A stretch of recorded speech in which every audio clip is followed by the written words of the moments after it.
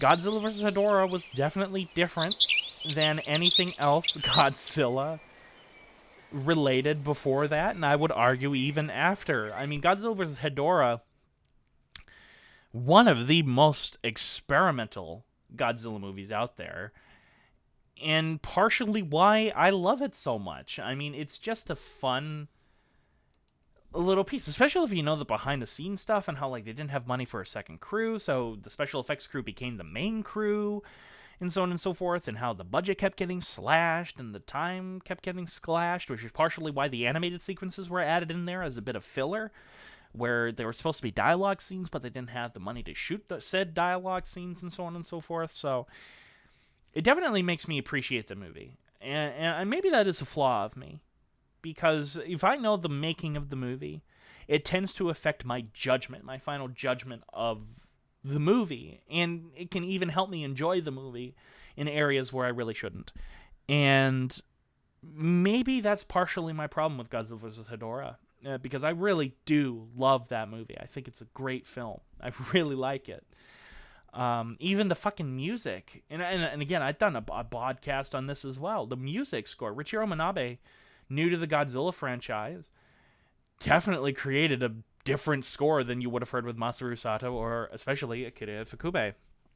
Very different, by the way.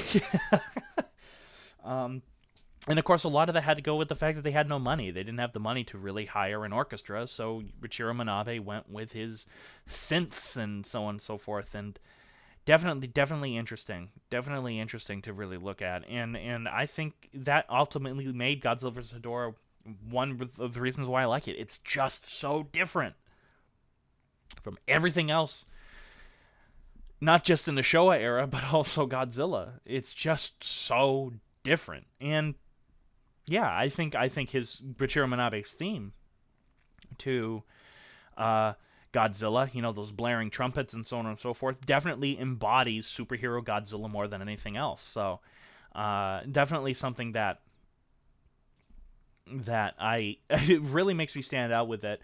I think his theme is a little bit better handled and fits a little bit more in, let's say, Godzilla vs. Megalon, which was specifically made just for kids and so on and so forth. And so it's kind of goofy and it kind of fits with that. But it works. I personally think it works. I know a lot of people criticize it as saying that it doesn't fit Godzilla at all. I think it fits superhero Godzilla perfectly, personally. Shay Smithers writes, I do love Godzilla vs. Hedorah. I do understand why a lot of other fans say they don't, though. Me too. Absolutely. Yeah, I really do understand that on the whole.